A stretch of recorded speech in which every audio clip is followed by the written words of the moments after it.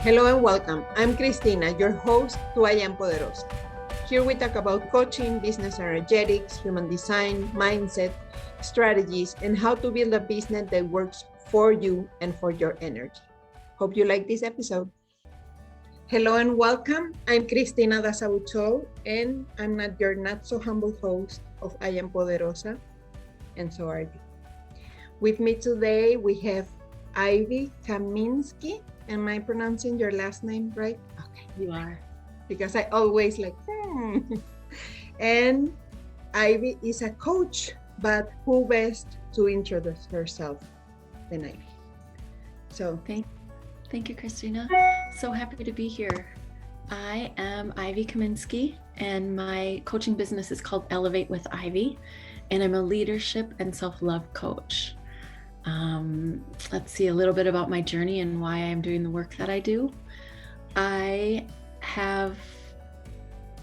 Originally, I was a nonprofit founder, and my work is all around women's empowerment. And I had a great journey with that business for about 6 years, until the end of last year, when I decided to close the doors to that work, or to that nonprofit, so that I could focus fully on my coaching.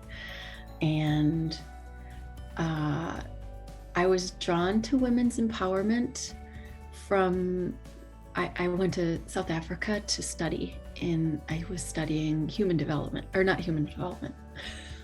Never mind. I was studying international development.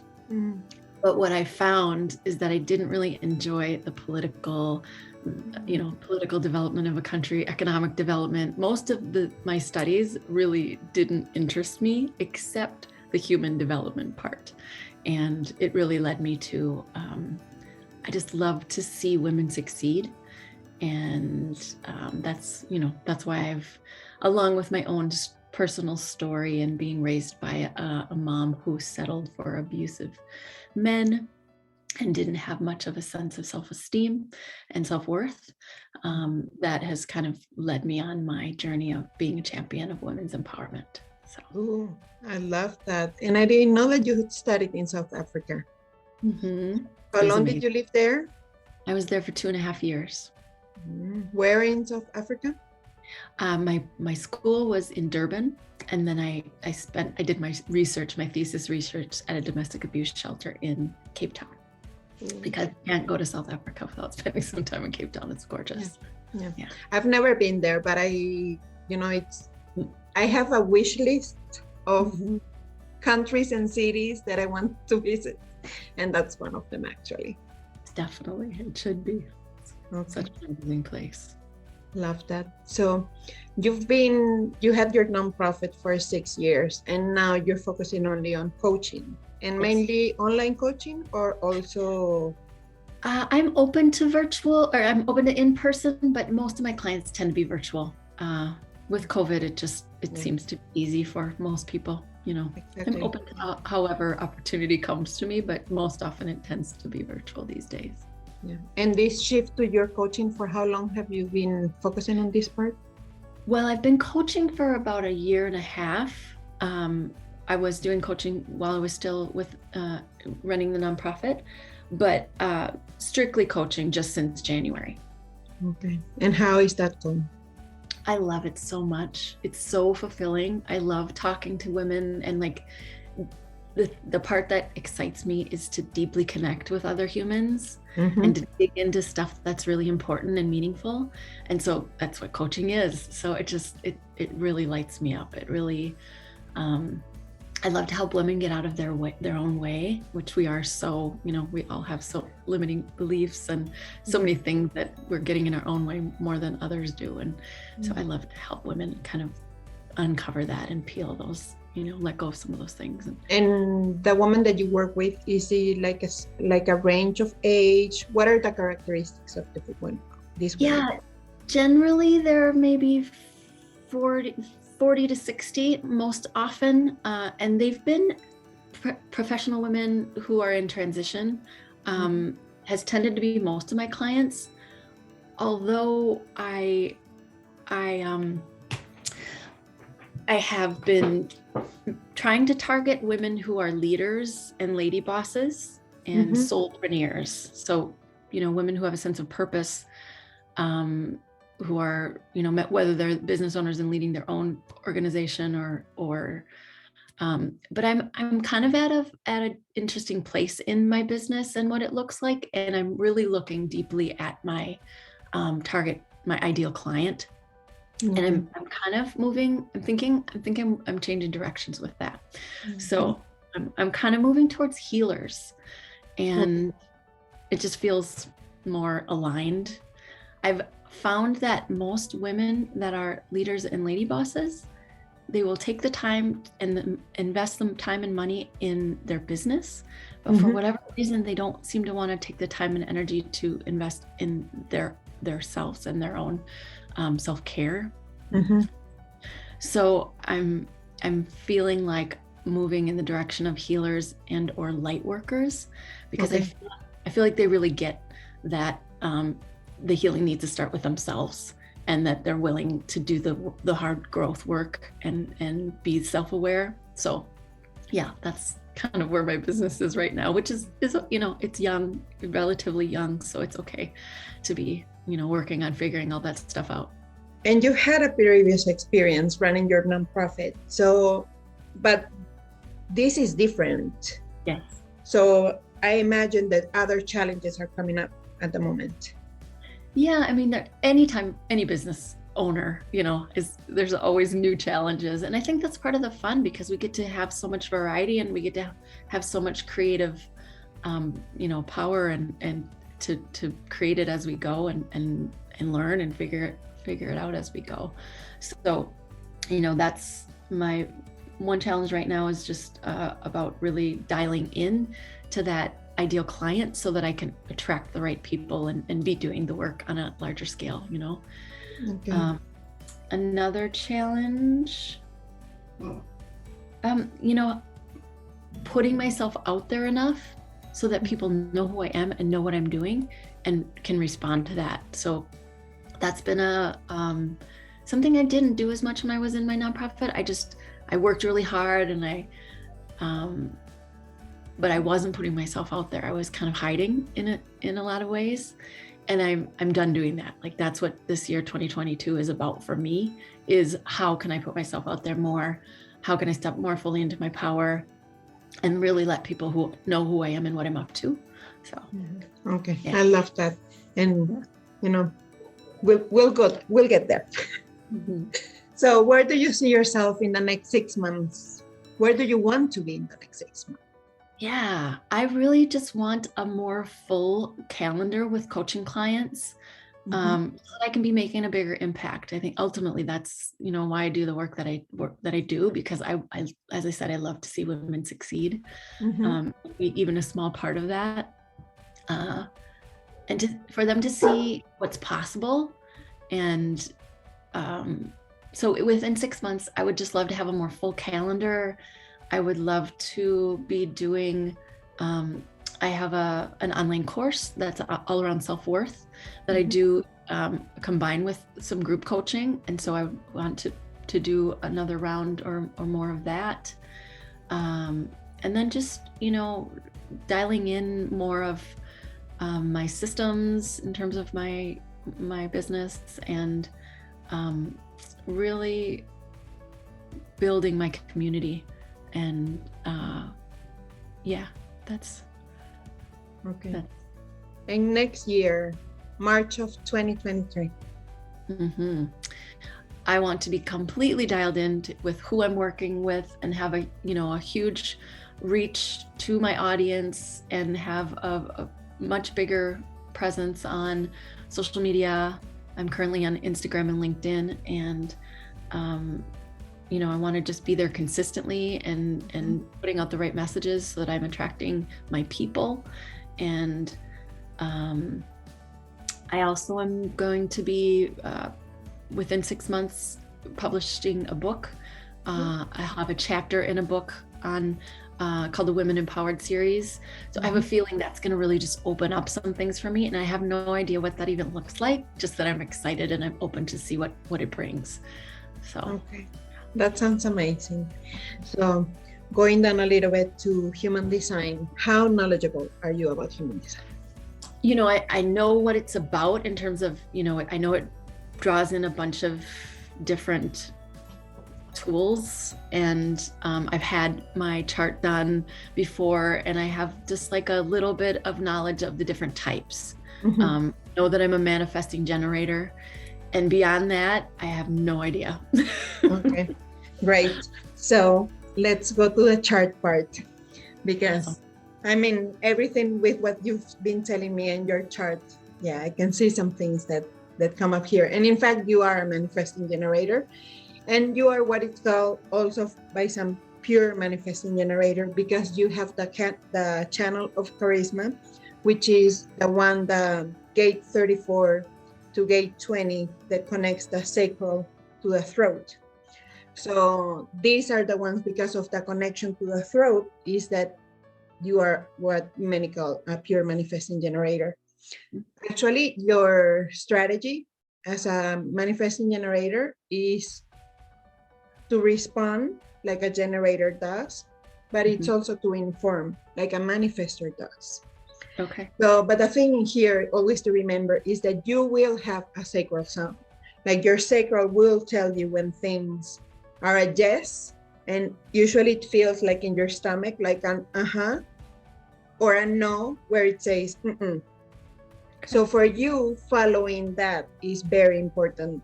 What they sometimes for manifesting generators is a little bit of being in the gap, in the sense that you will wait for your sacral sound, and then you will wait and then proceed. Okay. Being a manifesting generator, they're fast. They're always in movement, and they have a lot of energy. And because of that, since the sacral is defined, they have a lot of energy, frankly. I call them the energizer bunnies. Okay. But the thing is that it's also important to remember that the fact that you have a lot of energy doesn't mean that you always should be in movement.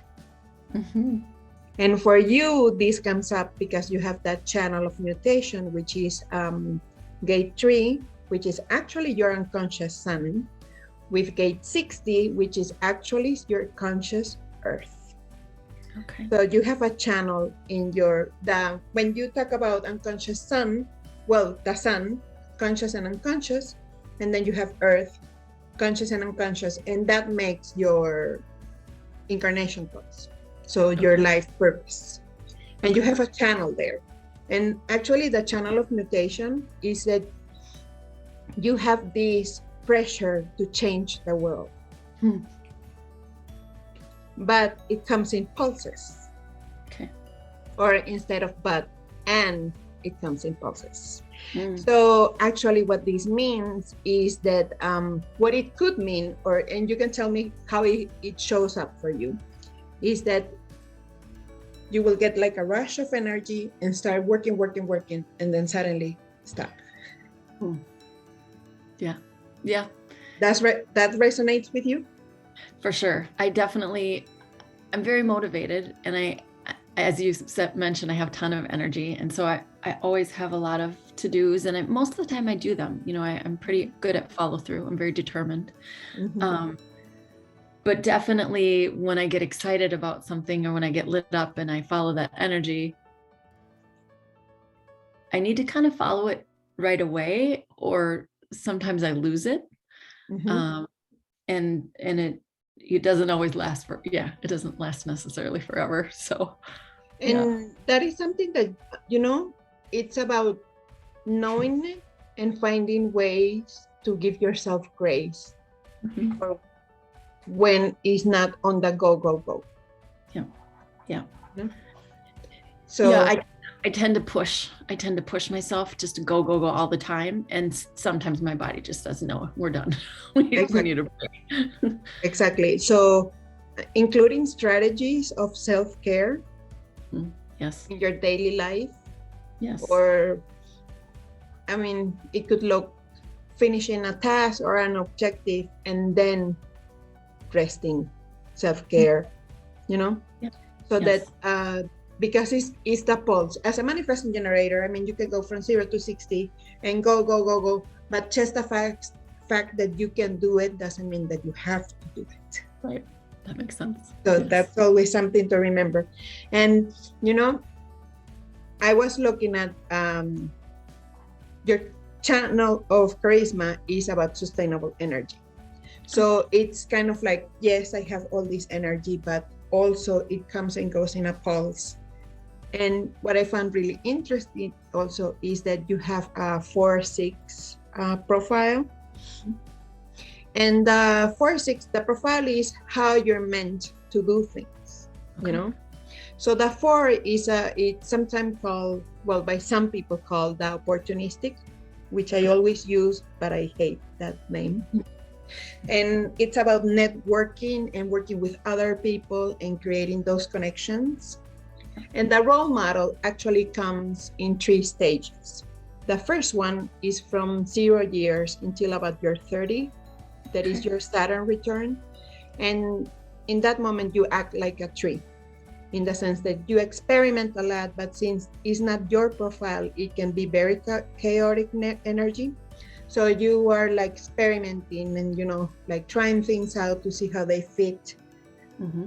And then when you go from your 30s until about your 50s, which is your Chiron return, you go on the roof. So you reflect on all those experiences.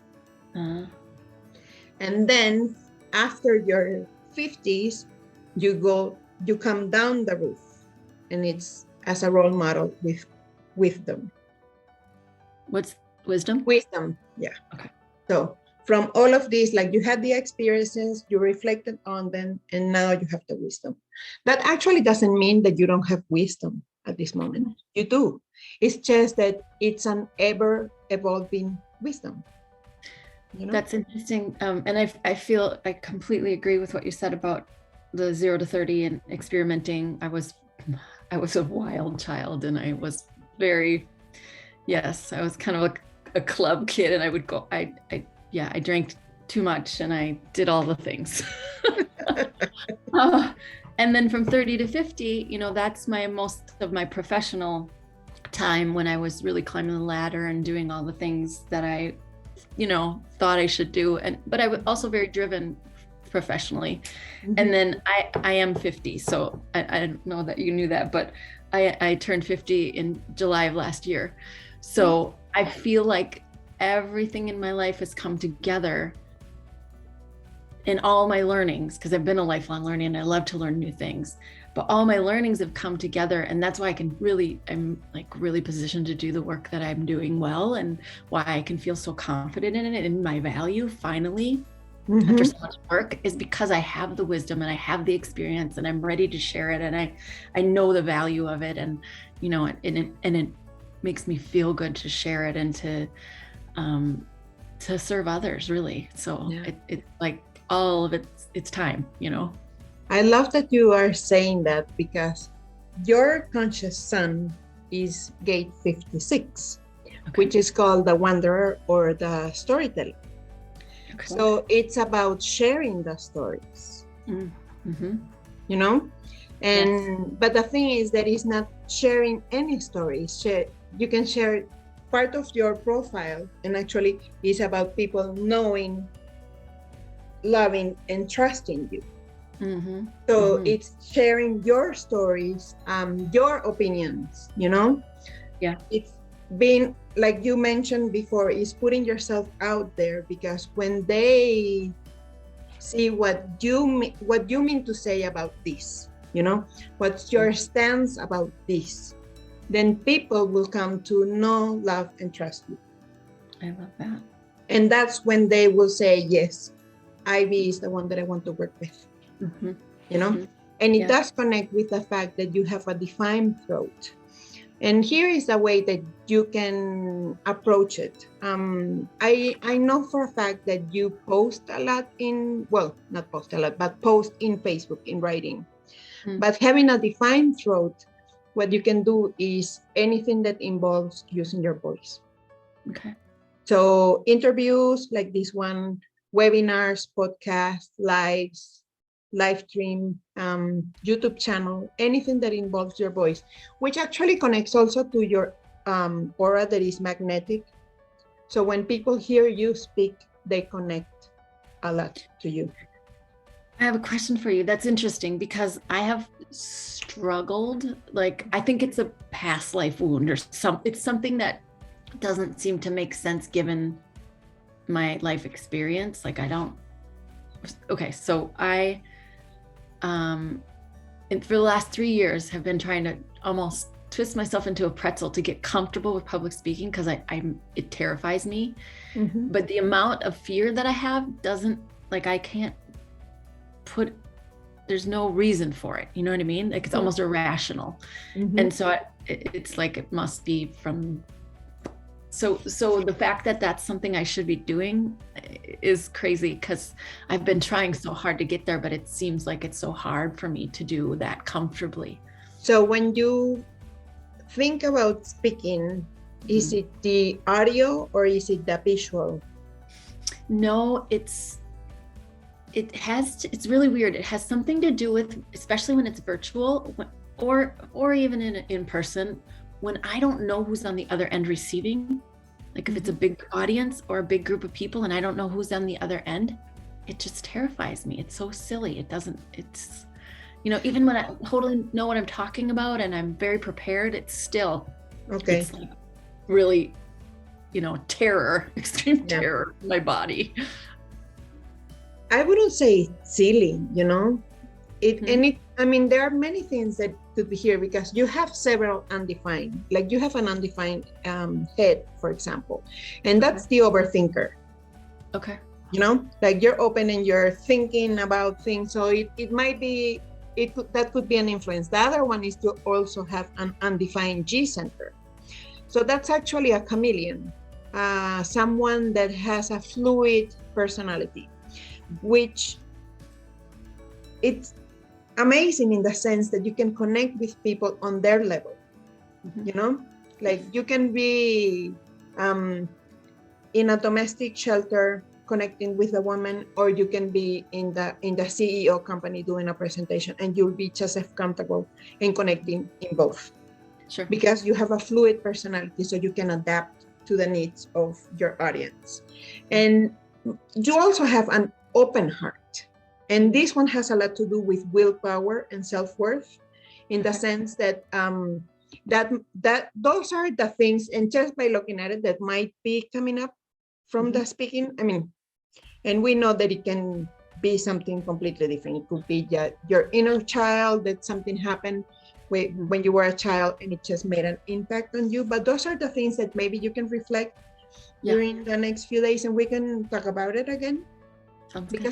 And also knowing that these are, you have a defined throat, but if it's really uncomfortable at the moment, then it will show,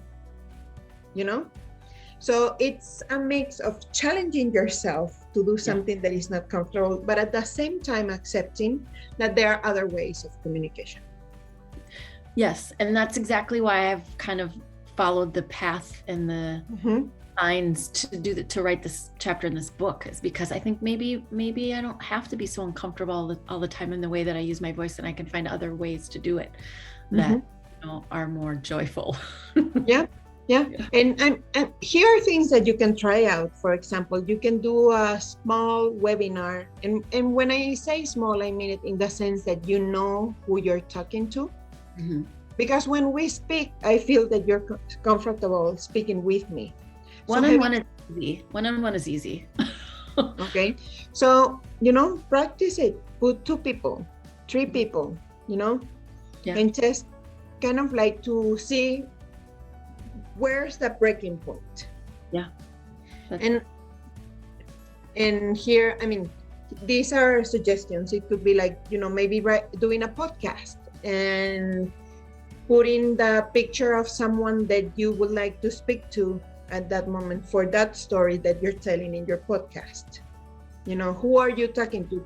Really imagining who that is directed to. It's not to the void. It's not to the masses. It's to this person. And actually, it's when we think about the force, sometimes we think a lot about, this extroverted, but actually it's not. It's someone that wants connection. Yeah. Connection is huge for me. That's honestly my main driving force, is to have deep, meaningful connection with people. Yeah. So it could very well come from that, to think that you need that person to connect to be able to tell your story. Mm-hmm. And here is very much your sacral. It's like, does it say yes or does it say no? If it said yes, then that's what you do. But also becoming aware of those sacral sounds, because sometimes we can lose touch with them. And by sacral sounds, do you mean like my gut feeling, or what? Actually, sacral sounds they only answer in yes and no. So that's one thing. In the best way to practice, you can ask someone to ask you questions about yes and no. Like, do you like ice cream? Yes, no. And you feel it.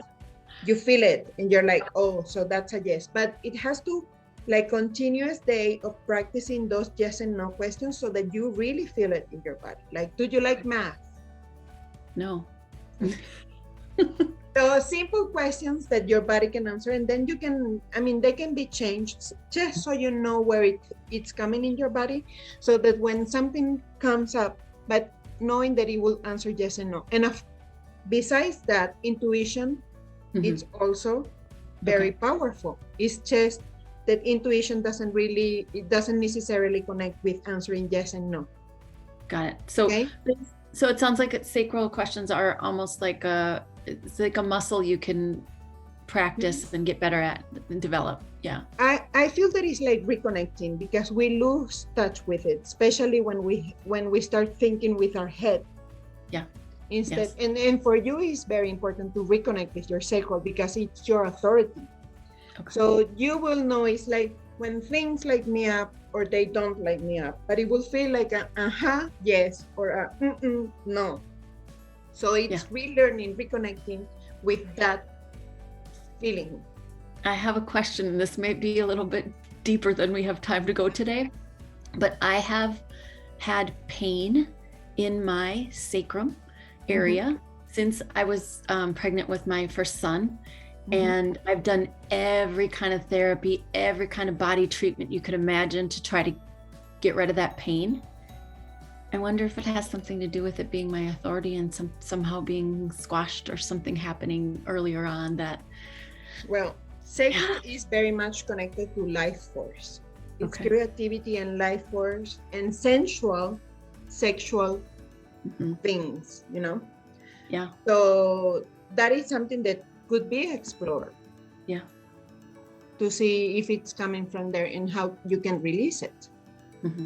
Yeah. And also you have a defined root, and the defined root and that's where the 60 is, that makes your channel from the root to the sacral.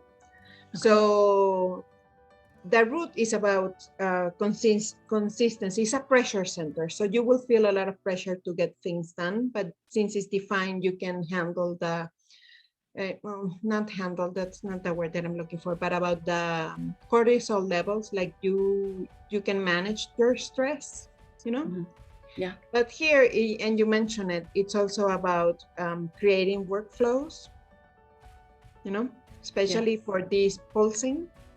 So having in place systems and workflows so that you don't have to be on top of things all the time. Yeah. That's important for you. And also it does fuel your work, because it's very much connected to your sacral, and also by your unconscious sun and your conscious earth.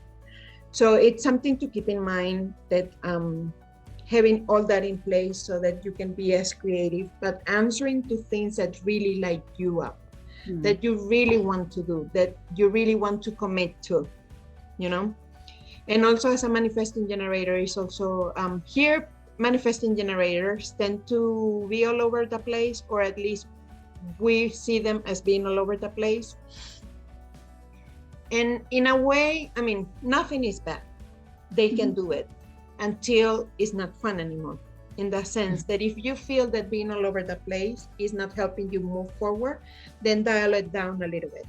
Maybe, and for that you can use different, like the Pomodoro technique or block timing, so that you can work 20 minutes in something, 40 minutes in something else, and with things that light you up. And I've also found that manifesting generators, they love the unknown in a way. Like, so if you have a list of tasks, then you can throw a dice and see where it falls and do that. Like routine really it sucks the joy out of the things, because it becomes boring. Like doing the same thing every day is just like, yes, I can't do that. And something here is your Mercury gate is the way you communicate, and for you is gate 29. Okay. And the 29 is the gate of perseverance. And this gate is about how you move through challenging circumstances. And is that my determination? No, that's the Mercury, and you can use that to communicate, to base your communication on that. And it actually aligns very much with what you do, self-empowerment, empowering women, self-love. So it's about moving from the challenges, and we have challenges, you mentioned it, as women, in society, and moving past those challenges, So when you use that voice in your communication, they will really connect with that. So it's about being persevering despite everything that happens. Persevering despite the challenges. Okay. Yes. So in a way, it's about triumph. Yes.